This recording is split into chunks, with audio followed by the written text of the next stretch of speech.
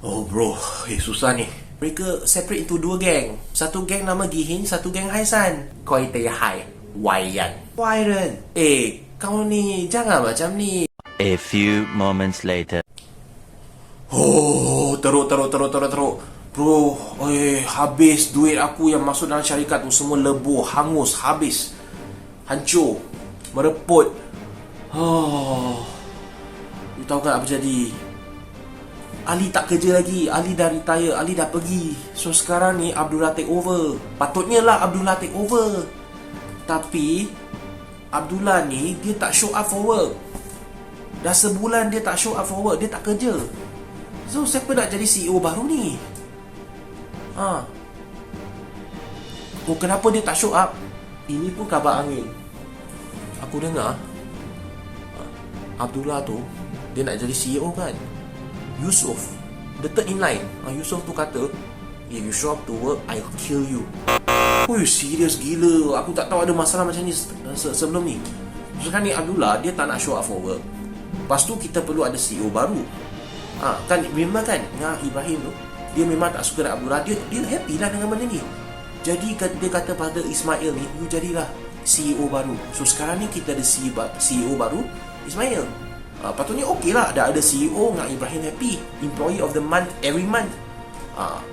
Masalah dia Abdullah tak puas hati.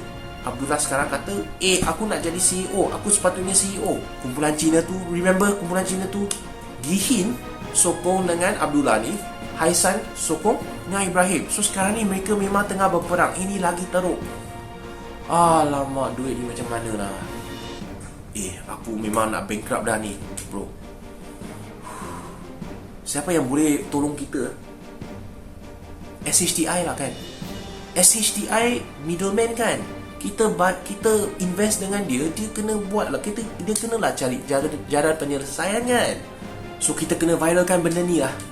Alright, Twitter ke, Insta ke, TikTok ke, kita kena viralkan supaya kita dapat duit kita balik sekurang-kurangnya. Aku tak kisah pasal untung dah. Kita dapat balik aku punya duit pokok tu, aku dah okey. Teruknya macam ni. Kenapa diorang asyik nak gaduh?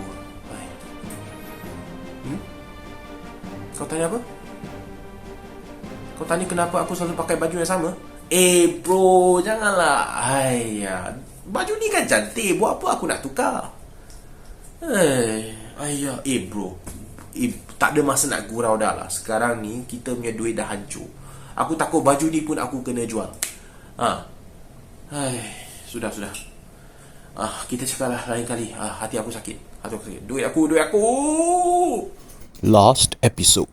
You tak tahu ke apa yang berlaku? Bestnya you. Dan penasihat ni, nasihat dia mesti diterima. And die of natural causes. Kau marah dengan aku ke?